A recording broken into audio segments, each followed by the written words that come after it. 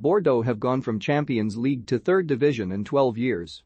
With Bordeaux in disarray, anger unwilling to subside and financial Armageddon seeing them unceremoniously demoted to the third tier, fans would be forgiven today for thinking back to the night of April 7, 2010, inside a raucous Chaban Delmas stadium. Stirring up nostalgia is one way to lift the gloom, but even memories as great as that run to the Champions League quarter-finals in 2009-10, which culminated that April night with a 3-2 aggregate defeat to Lyon, comes tinged with sadness in the sense that good times have been fleeting ever since. Now Bordeaux, one of the most famous clubs in France and one that brought through Zinedine Zidane as a player, has seen their boom or bust approach detonate on them. Failure to get their finances in order in the coming days and weeks, and a spell in the abyss of the third tier awaits.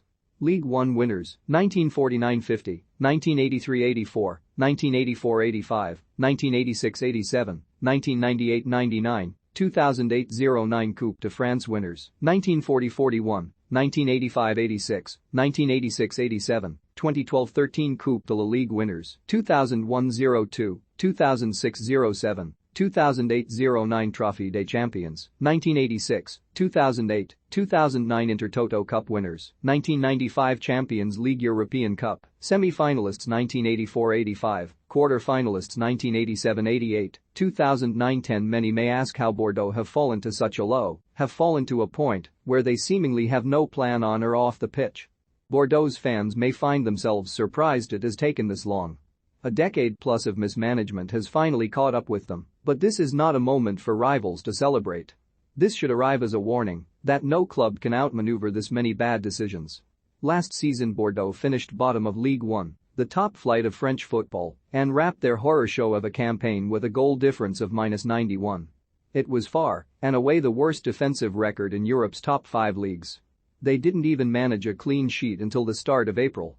Lowlights included a 6-1 battering by Lyon, a 5-0 capitulation to Reims, and then Rennes hit them for 6. The humiliations began to feel like episodes in a series that was never ending. And yet that level of ineptitude was only enough to shove them into League 2, the second tier. It was to be the mess in their accounts that did the damage they are now furiously fighting to undo. Direction Nationale du Contrôle de Gestion, DNCG, French football's financial watchdog, did some digging and left unsatisfied at what they found, made the decision to relegate them to Division 3 pending appeal. Bordeaux immediately appealed. Here stands a team that has 6 League 1 titles to its name, a team that has a UEFA Cup final appearance from 1996 on its resume, a team that was a fixture in the Champions League until the last decade, and now a team that is at risk of being the team French football forgets. Girondins de Bordeaux will appeal the DNCG's decision to relegate the club to National 1, the club said in a statement. It is with dismay that FCGB notes the DNCG's decision to announce an administrative relegation to the third tier. The club will obviously appeal the decision immediately. This brutal decision, after nearly 2 hours of hearings in good conditions, deprives the club of continuing its strategy to clean up its finances and write a new page in Bordeaux's history. Heard on June 14 by the DNCG, the club presented a guaranteed re-engagement of the majority shareholder of $10.4 million, an agreement with the club's debtors as well as offers for a few players more than the total targeted amount.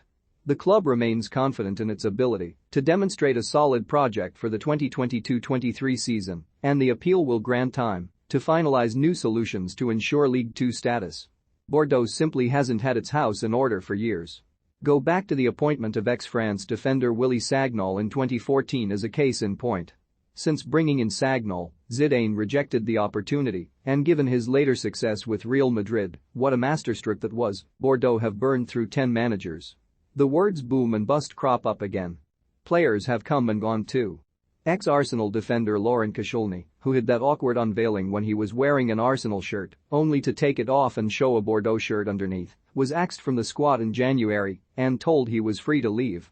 They've shown an inability to keep hold of talented youngsters too, with a young Aurélien Tchouaméni, who has joined Real Madrid in an £85 million deal recently, leaving for Monaco for close to £17 million in 2020. 12 years of frankly absurd management decisions has brought Bordeaux to this point, however. At the start of 2010, Bordeaux were the league leaders in Ligue 1 and were top of their Champions League group, which included both Bayern Munich and Juventus. That quarter-final exit to Lyon now feels like the tipping point for the mess that has followed. In August of that year the club elected to sell star man Gourcuff to Lyon, of all teams. He was replaced by a man who scored one league goal in 3.5 years. Bordeaux's mess, for which there is a lot, is brilliantly laid out on social media by Raphael Jacobin. It says plenty that his iconic original thread constantly needs updating. In 2010, as well as the dreadful Fahid Ben Khalfala, in came striker Moussa Mazou on a loan deal from CSKA Moscow. 6 months in and he declared he doesn't give a s, having returned to Russia in the January. Charming. And fans have had to put up with a lot, particularly of late. There have been multiple French Cup exits to lower league opponents, transfers that have gone horrendously wrong, managers ditched without getting a full season of games, and protests, so many protests. The Ultramarines are the main supporters group for Bordeaux, and they have not been shy in mobilizing and making their feelings known. Having had European football as little as 3 years ago, the new depths they are plunging to has the club divided like little else that has come before. During a game against Lorient last season, the referee had to temporarily suspend the match following an influx of pink toilet paper being thrown onto the pitch. "You are the shame of our 140 years of history," read one banner. 89 goals conceded, URS another read. Winamax, a betting company that was one of their sponsors, appeared to openly joke about the club's demise on Twitter in now deleted tweets. The fans found themselves humiliated. Now scrutiny rests solely on the balance sheet, for that is all that will satisfy the DNCG in overturning their demotion. This should not be new territory for Bordeaux. They have, dare we say, faced sanctions before. Prior to last season they were demoted to League 2 by the DNCG, only to be restored to League 1 on appeal. They must hope they can again produce the compelling case they did on that occasion. It will come too soon for fans to think back to the bold declarations of new president Joe DeGrossa in late 2018, when he promised huge sums of money for investment and a Champions League return in 3 years. That, unsurprisingly, never came.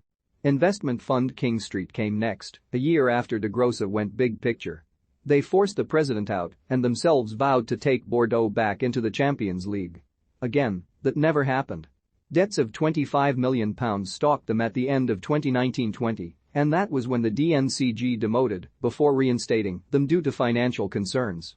The buck now stops with former Lille owner Gerard Lopez, and as he left the offices of the DNCG on Tuesday, he looked like a man with the weight of the world on his shoulders. Just imagine how the fans feel.